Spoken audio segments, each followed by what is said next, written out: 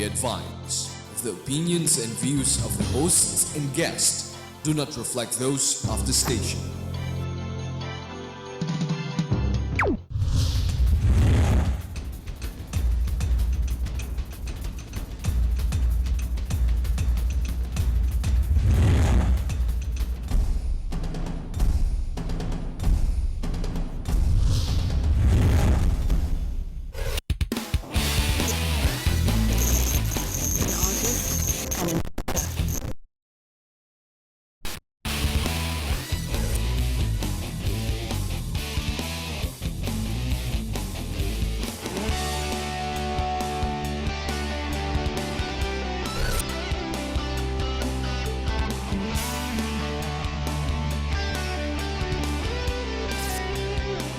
You are what you watch.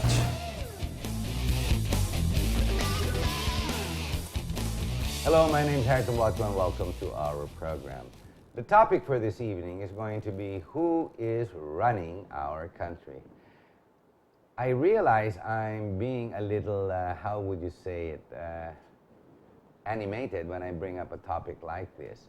Now, let me give you a comparison as to why. For example, when we talk of civil society, we talk of the rule of law. And in the rule of law, basically your guide or your options or your directives or the road, so to speak, that you take are basically guided by what you call law. When departments and the bureaucracy is created and you have a group of people that have to work together, supposedly together, what happens is, like private business, they create what you call policies. Policies are made so that these are guidelines, so that when you manage, and since you're on the top, you're guided by specifics and guidelines so that you don't go out of whack, so to speak. In other words, we are guided by particular laws, if necessary, or policies that are created so that hindi ka naman magkakamali. Ang tawag dyan, in other words, is parang guidelines nga. Yan ang nangyayari. Now, when we talk of government, we have the specifics there as well. These are the guidelines run by the three interdependent agencies, the executive, meaning the president, and the executive group, the lawmaking body where law is supposed to emanate, even the budget, which in this case, well, it does to a certain extent, and the independent judiciary. Now, these are all independent groups that are supposed to work hand in hand and together. When one oversteps his bounds, then you've got a problem. That is what you call the basics or the grounds or the roots of what we call a democracy. And in this way, there's no one group or a dictator that will come in and take over and absolute power will prevail. Same like in corporations, professional corporations. I know that most corporations in the Philippines that are family run, siyempre, kung may-ari, pamilya mo may-ari, you know, what you say, what you dictate goes. Di ba? Ikaw ang dictator dyan if you own most of the shares. But in professional and publicly owned private corporations, not having to do with government, there are specific guidelines that are created so that the company and the policies or the direction of the company is well preserved. Now, we're going to talk about government and basically the administration that we have today. About a week ago, 2 weeks ago, we talked about the powers that are and the powers that be. My guest then was Dr. Teope, and I asked him to sit down again with us today to talk about an extension of that show because we received a lot of comments from a lot of people asking questions saying, bitin ang usapan nyo, hindi nyo natapos. Parang ang dami na iwan na subject matter or sensitivities. That is true because in politics, especially with what we see, that's exactly what is happening. Now remember, everything you and I know is all based on what media tells us to be, what we read in the papers and what we watch on TV. But is what we read and what we watch and what we hear on radio, is this the truth? Or is this a manipulation of facts that are put together to guide us, to make us think of a certain reality that is not necessarily real? With us, we have Dr. John Teope. Hi, John. Thanks for being on the show again. Hi, Harry. Alam niyo po, mga kaibigan, as Harry mentioned in terms of the media and the facts that is happening right now, the news in the society, so many questions are right now arising. We have so many problems in our system, in the government.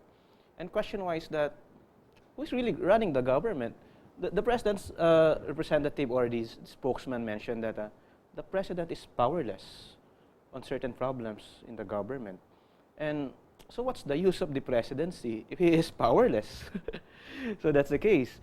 So conspiracy-wise is that many speculations are now setting on the mindset of different political analysts, scholars, and even the ordinaryong mga komentarista sa mga radyo, and even sa mga usapan sa barbero, sa barbershop.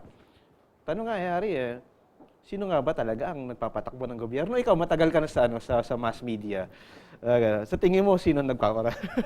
Yan ang maganda dyan, John. Ako, kung ano lumalabas sa media, this week, may dyaryo na independent newspaper ng pangalan Opinion. I used to write that weekly. Dyaryo Opinion. Yeah, the Opinion. And Opinion as it's spelled Y-O-N. Y-O-N, yeah. Now, weekly ngayon, they're bi-weekly, but the second bi-weekly is Opinion Light, meaning fashion and whatnot.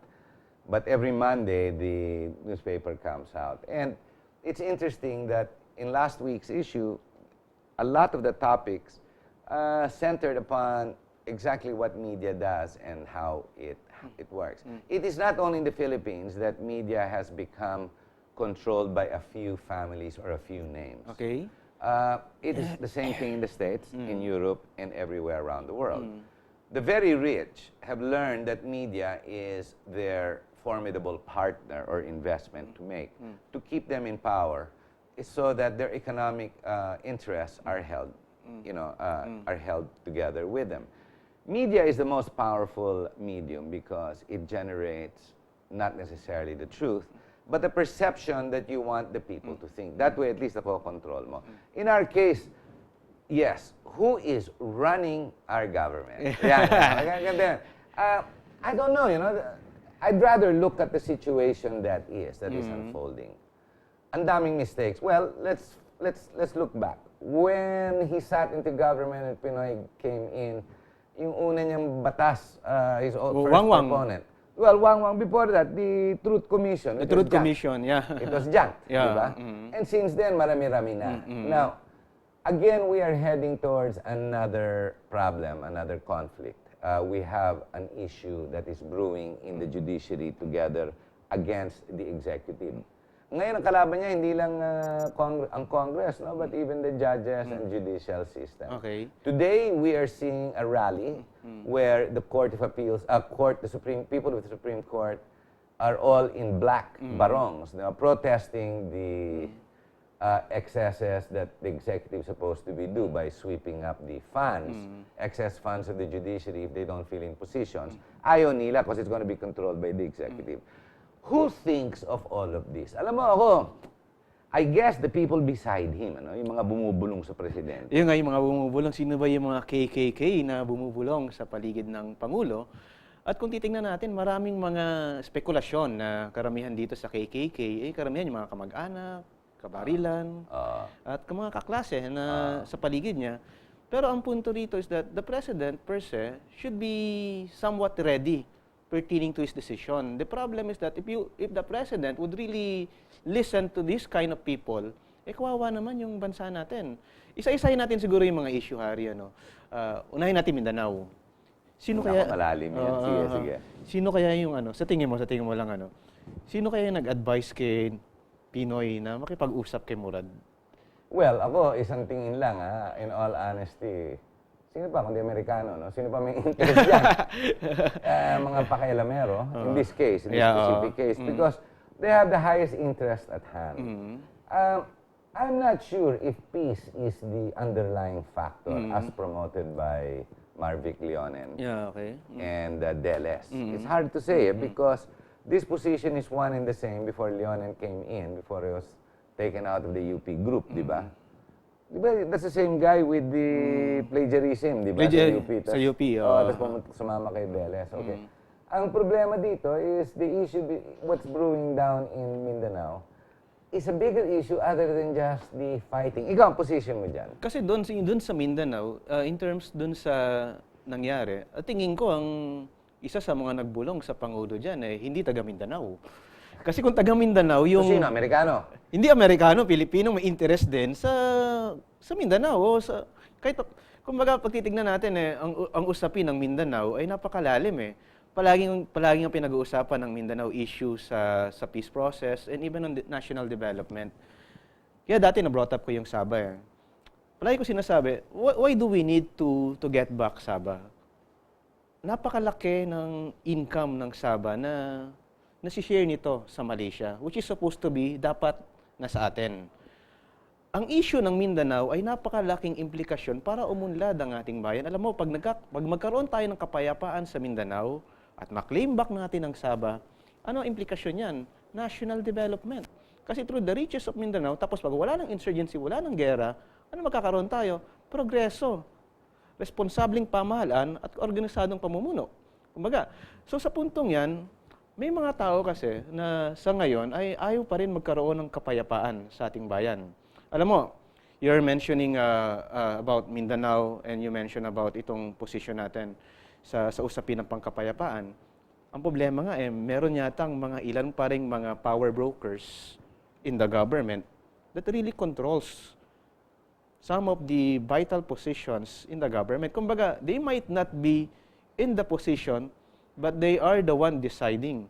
Alam mo, pag nawala yung gera, napag-usapan nga natin dati, what's the use of yung barel? What's the use of the armaments? Walang negosyo. So para mag-create ka ngayon ng merkado, kailangan may gulo. Di ba? Tatanungin kita, magkakaroon ba ng merkado ang mga arms dealer pag walang gera? So, one creates the means to be able to go into business. Yeah. There is no morality, there is no value, it's only money. Yeah. And what you're saying is the people in power are those really with interest and they hold the president hostage because they're the ones who control the situation. Ito nga, pagdating ng eleksyon, yung mga taong yan ay sumusuporta ngayon sa candidacy ng bawat pangulong yan because they have their own interest. When you go to the different department, alam mo, ang mga powerful, hindi minsan yung mga department head, bureau director, kundi yung mga supplier. Sila mismo yung nagde-decide. Pag ayaw ng supplier na ito na i-appoint yung isang regional director na yan kasi ito'y labag sa kanyang interest, hindi ito ma-appoint. So we are just being controlled by what? Manipulative businessman and greedy businessman. Kumbaga, ang isang pamahala ng isang gobyerno sa ating bayan ay tinatratong isang malaking negosyo. At isang malaking negosyo, may mga taong kumikita sa ating pamahalaan.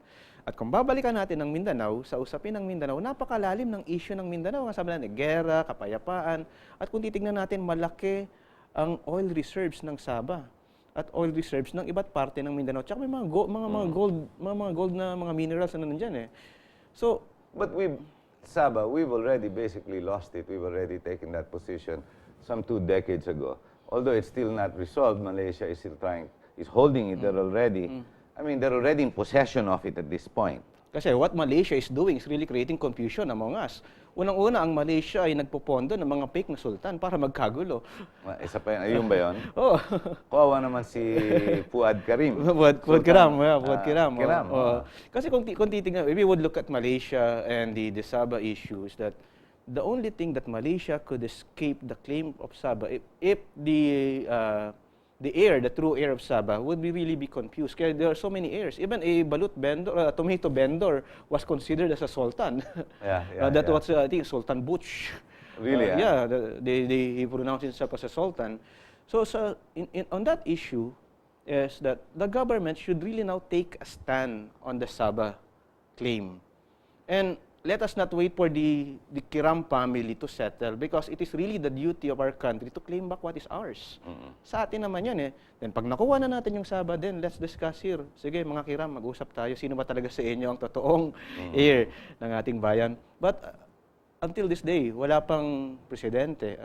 Marcos lang ang gumawa ng paraan para i-claim ang Sabah. So if it's business if personal interest and business interest is what prevails in Mindanao, all this bullshit about war, heritage, religion is all but fake and promoted by media as well. to make that issue flare. You mentioned the media. The news of today is the history of tomorrow. Correct. Okay. Lagi natin sinasabi yan. The problem with mass media, and kaya maganda yung ginagawa ng isang director o yung isang commissioner na tinatanggal na yung mga house show na mga media. Kasi kawawa naman yung mga lehitimong media, is that the media could create a certain scenario or could even enlighten up the image of a certain personality. Parang ako, may kakilala akong senador Pagdating sa media, ang galing-galing. Pagdating sa TV, pang galing-galing. Pero pag nakausap mo, ano ko, kakatakot. Di mo alam kung paano naging senador. Yes. Pero in terms of the media, press releases, ang gagaling na mga ginagawa, maraming ginagawa. Pero ninahide nila yung pangungurakot at even yung pagnanakaw ng ilan sa mga politiko natin. So, going back to the question, who is running the government? Tanungin kita is Chris Aquino running the government? Well, the answer to that question is on at 5 o'clock every Sunday on Channel 2. Dalawa sila doon sumasagot niyan. And later that night, it's called the game show. The game show? No, but the perception that media creates, the realities that aren't necessarily true, when it goes to our brothers in Mindanao, it is sad that it is not heritage and religious conflict that media is promoting to be the real issue. And of course, you have the rebels who are given the arms. Without the arms, there is nothing to fight with. So there's going to be no conflict. Obviously, there's a continuous flow of armaments, ammunition, and arms for the rebels to continue fighting government. Diba? And the interests that generate the conflict continue to generate the money. Now, if that scenario continues today, and it's 2011, and we already have a new president by Pinoy saying, ang tuwid na madaan. Tuwid na daan? Matuwid na daan. And that still prevails and continues. What does that try to tell us? That the president is outside the Colombo, as far as information is concerned. I mean, in fact, he even went to Japan, and he was heavily criticized by most commentarians, political analysts, and even a lot of people in Congress. Tinira talaga siya doon. But that means he is not really well-tuned to what's going on. You mentioned about misinformation and outside the Colombo. In the internet, there was I think it was being spread by a certain group called Peace. There was some article called the Communist Creeping Invasion. And in the Communist Creeping Invasion in that article is that so many names were being mentioned in the article. And most of it are the arteries of the left. And if I would quote Attorney Mobono Adas, I have an interview with him in my other show. I asked him, what do you think about the government? Bono Adas says most of the arteries of the left are now in the vital positions in the government.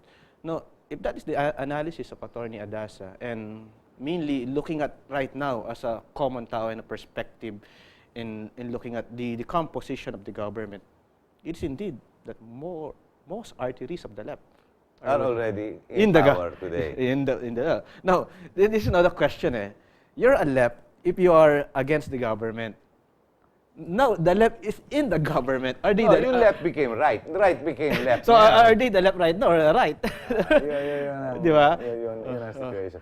But in this case, it's specific interests that prevail. Money and people who want to keep confusion. Confusion is their strategy. So that yung good fortune nila will continue. Di ba? Okay. Ang issue ko dyan is the president in the know of what's going on? Or is he not, and is he in control? The answer, I guess, for the Mindanao issue, let's come to terms with that. The answer is no. Yeah, that's the problem.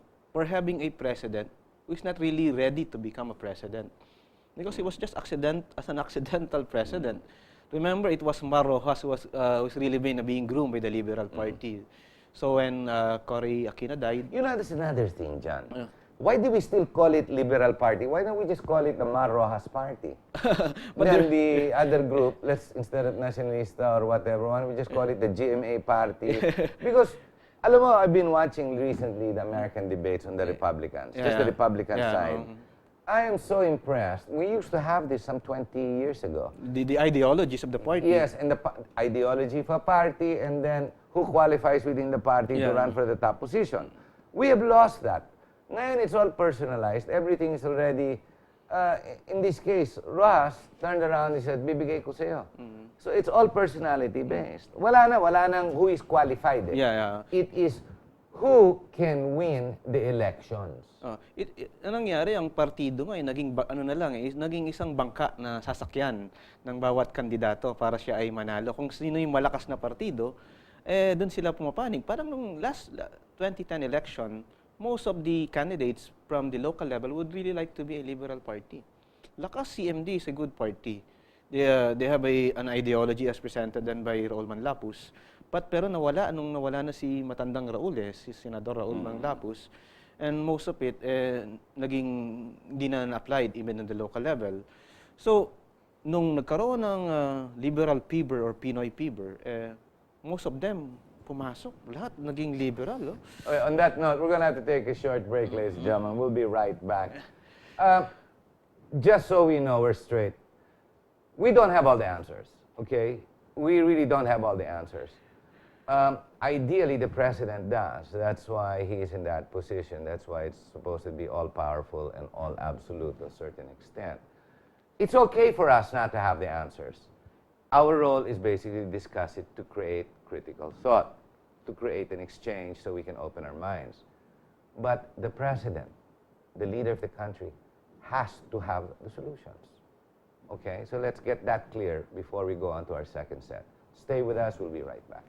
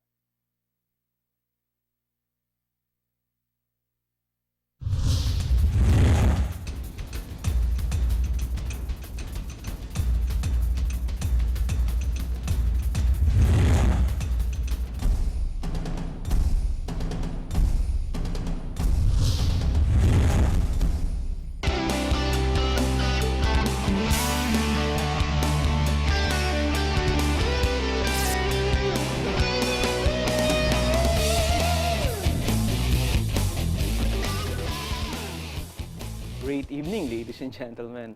Our topic is, I thought it is great or not great because the question is hanging. Who is running the government? So within this point of view is that Harry and I is having discussions on this, and many questions within our mind needs to be answered, and even the government, the president, should also have solutions pertaining to the question that we would like to raise in this program right now. So, may mga nagtatanong yung programa ba ni Harry pang Inglesero lamang? At pag alam nyo, merong isang nanonood, si Aling Elsa. Si Aling Elsa, isang kasambahay ito Madalas siyang nanonood ng Talk to Harry. When we have some episodes dati, ukol sa, I think, yung sa Powers of the State, talagang nagre-react si Ate Elsa. So to those viewing our program, yung mga kasambahay natin dyan, and even mga nag-turn ng kanilang station from the game show to here sa GNN, sa Talk to Harry, you would have a good discussions here and makikita niyo sino ba talaga ang nagpapatakbo ng ating pamahalaan. Siguro, Harry, sino nga ba talaga? I'd like to make a commentary on that, on the English-Tagalog. While I believe the country, tama tayo na dapat palakasin din natin yung pananagalog natin. Yeah. Ang edge natin sa Pilipinas in the last 40 years ay ang pagsasalita, ang Filipino ang pagsasalita ng English. Yeah, totoo. I remember 40 years ago, and I was coming into being a teenager. Umikot ko na Southeast Asia. Alam mo, lahat ng musiko, puro Pilipino. Yeah. Di ba? Tsaka lahat ng marino, well, yun, tuloy pa rin, mga marino until now. I think out of the 20 billion that we bring in US dollars annually, 5 billion is from the merchant marines and the marines, that man the commercial ships. The reason for our being ahead of the game some 30, 40 years ago, being next to Japan, was our ability and our command of the English language. Yeah, true. Today, the Koreans, the Chinese, the Taiwanese, and all the other Asians come to the Philippines, especially the South Koreans, to try and get an edge in English speaking. Yeah. Because after all, it is the business communication dialect or, diba, of the world. Yeah, yeah. Our strongest growing industry now is business process outsourcing, Yeah, call centers, and basically this is done in English. India, and basically we've been taking the business away from India. But today we suffer from English proficiency. So ladies and gentlemen, the reason I like to do and promote English, marunong naman ako managalog, o hindi naman ako malalim managalog, nakakaintindi naman ako, dito naman ako lumaki, nakakaintindi. Dire-diretso naman ang naiiba lang, when you talk of international issues sometimes, or when you talk of business policies, the language of consideration really is English. Yeah. The reason I promote that on this show is because I think the Filipino can understand English. Kaya lang, ika nga, sinasabi nila, nakaka-nosebleed. But alam niyo po, hindi eh. Pag nasanay ka lang at lumakas-lakas ang loob mo, dire-diretso ka na rin mag-English. It's just, media teaches us to stop speaking English, and I think that is incorrect. That's another position the government has to take. Yeah. It has not. The answer to your question, to the point, who's really running our government? Well, I'm not sure we have an answer. I think our answer will be a resounding no eventually at the end of the show. Yeah. You know, Harry, the problems in our country right now is that speaking Filipino does not connote that you're a nationalist, because the highest form of nationalism right now is internationalism. Yes. And globalization. And even in sports, we're now looking at so many naturalized players, and even in terms of looking at business, globalization. The problem right now, one of the policy, even in mass media and even in the government, is that they're now promoting Filipino as a means of promoting nationalism. Sadly to say is that most of the animated cartoons right now, the TV shows, being dubbed in Filipino. English movies, unlike during the 1970s, wherein we would watch cartoon shows and even English movies, it's really full English shows. So it really enhanced the proficiency of the English language. And looking at that point is that we really need to go global, and being non-Tagalog speaking show, or even as we mentioned, that not speaking in Tagalog doesn't mean you are un-Filipino. Yeah. But the problem right now is that because of the system of education right now, specifically in the budget, only few have a good command of learning English. Most of them, when they graduate in high school, when they go to college, they could not even speak English well.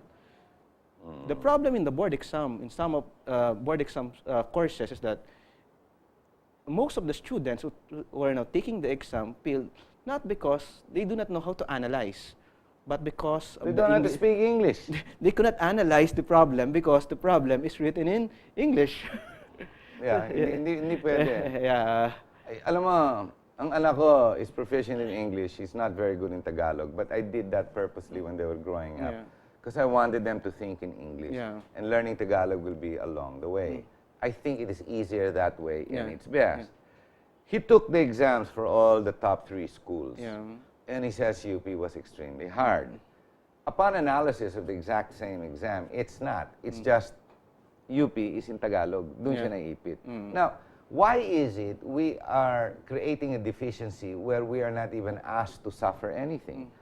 Alam mo, ahead na tayo as Filipinos. Ang gagaling na lahat mag-English noon pa eh. Ngayon, naiba na lahat. And of course, the cell phone, my gosh, the text messaging. The Judgment. No, but it's not only here. It's also in the States. Yeah. Abbreviations will ruin your English, Yeah, per se. Abbreviation will do that. Shortcut.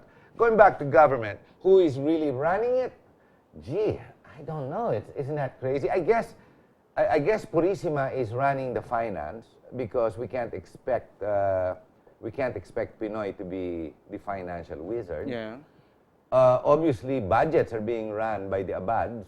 But Pinoy should have a hands-on on how Purisima is handling finance. So there is somebody behind Pinoy who knows about finance also.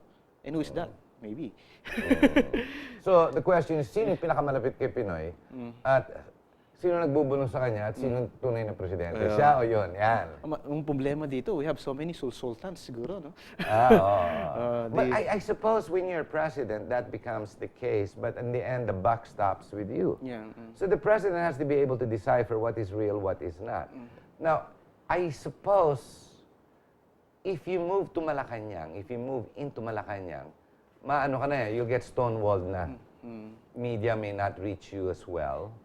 And you will now tend to believe whoever gives you information. You know, Harry, we are about 90 million Filipinos. Within this 90 million Filipinos, we have so many intelligent Filipinos. But the problem is that within this 90 million Filipinos, only 5% is what you call this within the upper strata of the society and has the hands-on pertaining to communications on the government and has a knowledge in pertaining to the government. And within the 5%, only about at least another 5% is handling or what you call running the system. So, for example, you, Harry, you've been in mass media and there's so many good people in our country. For example, you could be a good congressman or you could be a good vice president or you could be a good politician, but you could not be appointed, you could be elected. Yeah. Why? Because you are not close to the kitchen. Kailangan malapit ka. Yeah. So, ganun ang pinupunto ko eh. Kumbaga, maraming matalinong Pilipino, maraming magagaling na Pilipino na may kakayanan namang humawak ng DILG. May kakayanan humawak ng Department of Finance. May kakayanan humawak ng Department of National Defense. Pero hindi ito nahuhukay o nakikilala ng mga tao kasi kung sino lamang ang malapit doon sa kusina at Sila nakakuha ng sila. position. At kung sino yung mga nagsasabi diyan na yan ay i-appoint is the one who is running the government. The president, Pinoy has an increased rating this quarter. It's gone up. It's now up 62%. That's only statistics. Kasi ang punto rito, marami pa rin Pilipino naghihirap eh. The real statistics is that when you go to the countrysides, pag nakita mo yung mga mahirap sa squatters area, nandun naghihirap. What's the use of the satisfactory rating of the president kung marami pa rin naghihirap na Pilipino? But, alam mo, in our democracy, the majority rules. And it is their vote that brings up people like Pinoy, who is a reluctant president. The problem in our democracy, you see, it is the majority. Within that majority, as I mentioned, 90 million, only that 5% monopolize democracy. Which means the others are being monopolized by this 5%. Huwag na tayong lumayo sa local government eh. Hindi naman alam ng mga tao kung sino yung kanilang binoboto eh, na kanilang mayor at kanilang mga vice mayor. Remember, karamihan sa ating mga nanonood dito, yung mga botante natin, ay mga 8 to 5 na tinatawag na mga nagtatrabaho. Pagdating ng umaga, aalis. Pagdating alas 5, uwi sa bahay. Kilala ba nila si mayor? Kilala ba nila si konsehal? Sa pagdating ng halalan, sinong gagawin? Babayaran yung mga lider. Para ngayon ang bubulong kung sino maingay. Ganon din sa ating pamahalaan.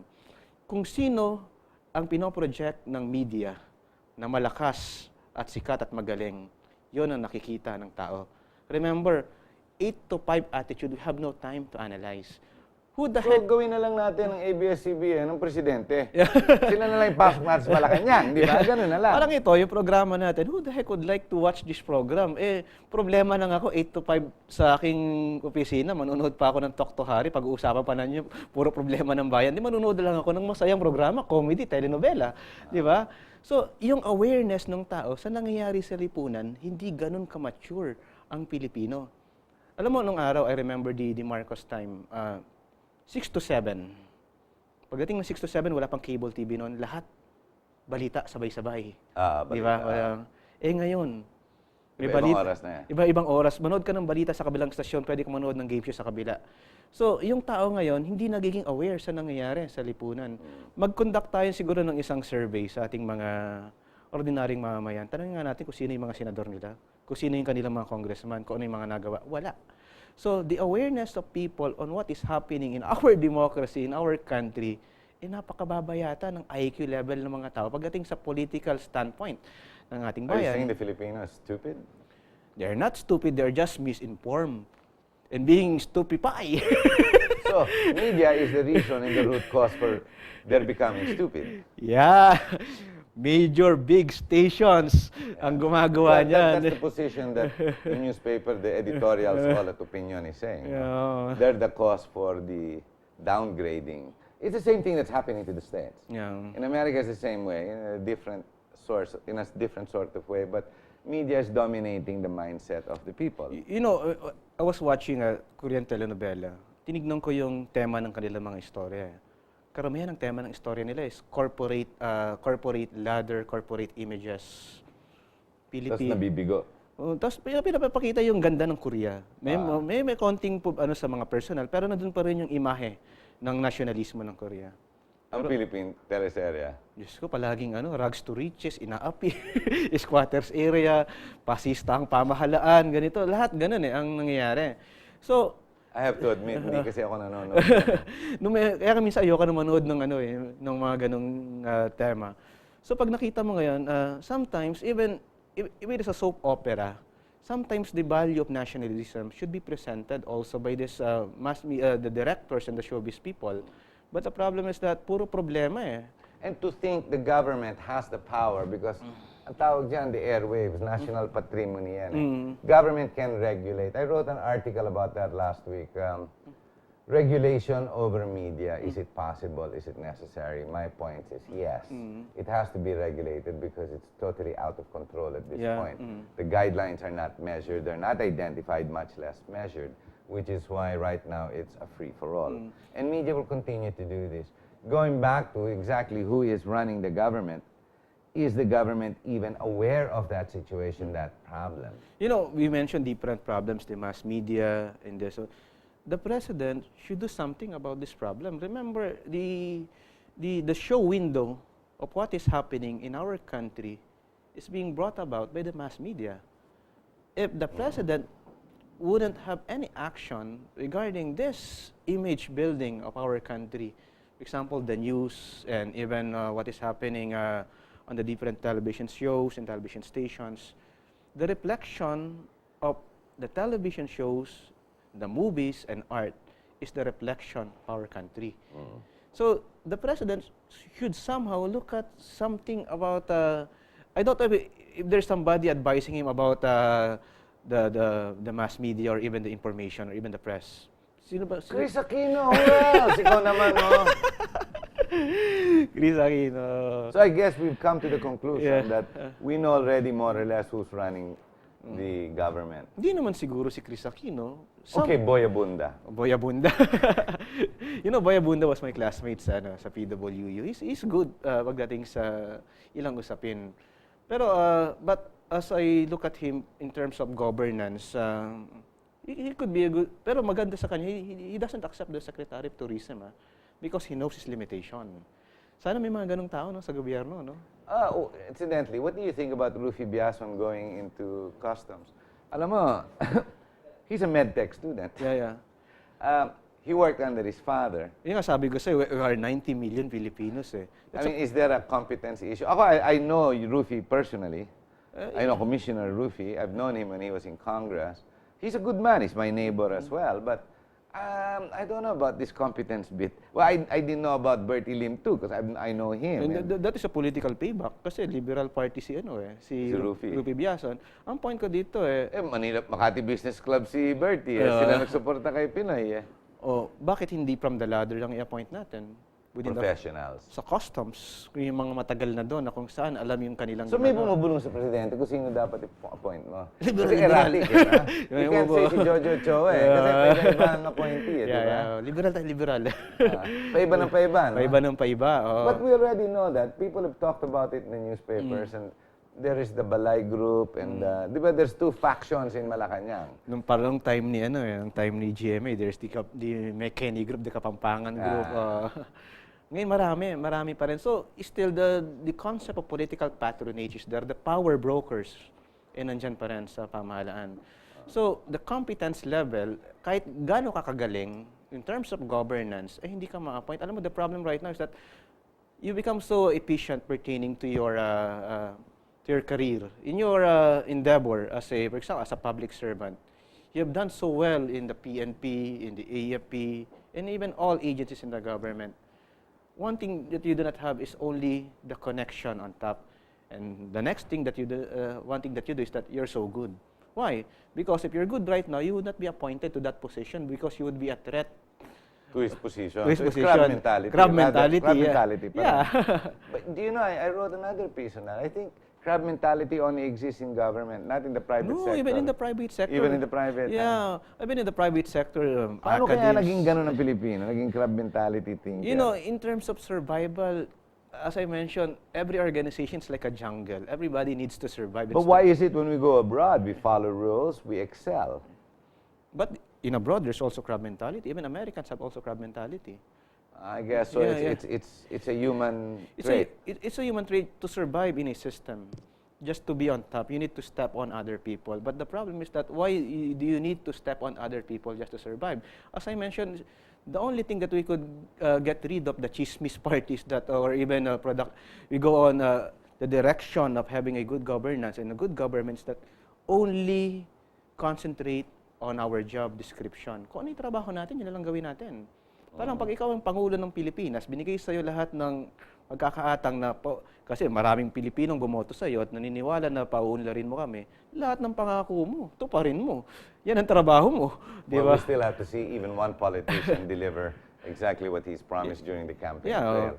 It's been a situation that is never Parang really pang been. congressman, when you're elected as a congressman, your duty is to enact, draft laws, di ba? Gumawa ng mga batas. But that's wrong also because yung mga constituents, pag hindi ka magtayo ng kalye, kung ano, hindi kayo bubutuhin uli. Yung nga ang problema. It's okay sa party list. Oo. Pero pag district congressman, you're at the mercy of the constituents who want executive whatever, di ba? The role of the executive. Even sa party list, ganun din. Yung mga chapters niya, kailangan nabigyan din niya lahat yan. Kundi Pag hindi mo nabigyan. Eh, So it's politics by patronage again. hihiwalay kami kayo. Magtatayo kami panibagong party list. Okay, we have two sets of nominees. Maraming ganyan party list. They have so many nominees, ha? Oo. So puro breakaway. Puro breakaway. Oo.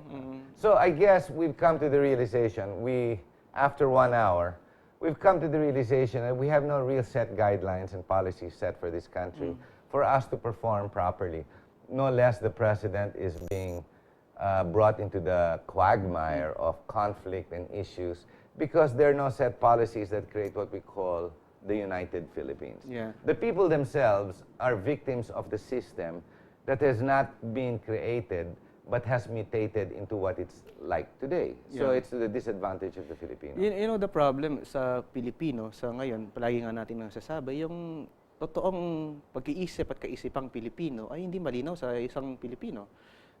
Sometimes Filipinos do not know that they're really Filipinos. Kumbaga, yung iba nga dyan Pero alam ba natin what is a Filipino? Yun nga, kahit ako, I could not even, sabi, hulo ko stalking Harry and Doc, speaking, are they Filipino? Ano hindi ko kayo perfectong mga tao. Ang punto po dito is that, kahit paano, yung concern pa lang natin sa ating bayan, kung paano tayo makakatulong Because everybody likes to survive in the system. At, kumbaga, tinatapakan yung kapwa, may magnanakaw, may mga walang iya sa lipunan, mga congressman na mga magnanakaw. Okay. Di ba? Doc, we've reached the end of the program. A quick exit message.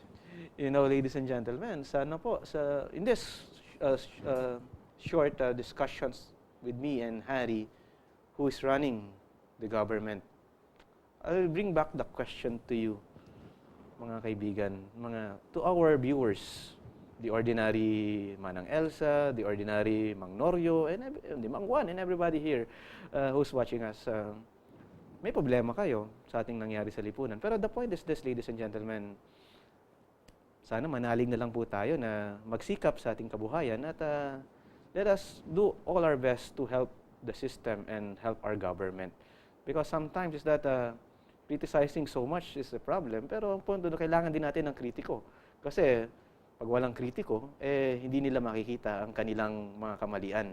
So sana po everybody should unite as a Filipino, and as a Filipino, we should think as a Filipino. Well, there you go, ladies and gentlemen. You already know who's running the company, who's running the show, and who is the president of the Philippines. Well, we did vote for him, or most did, supposedly, allegedly, and he is the president. Is he really running the company? Is he really running the country?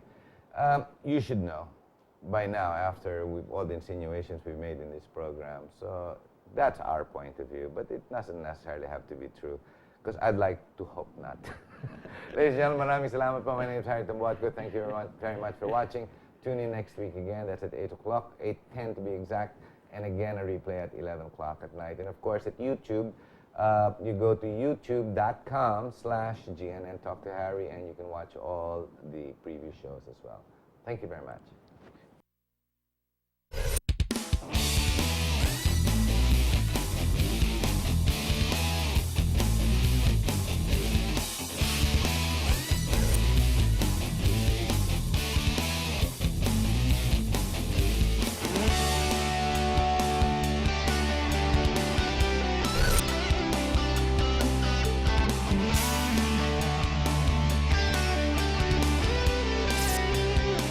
You are what you watch.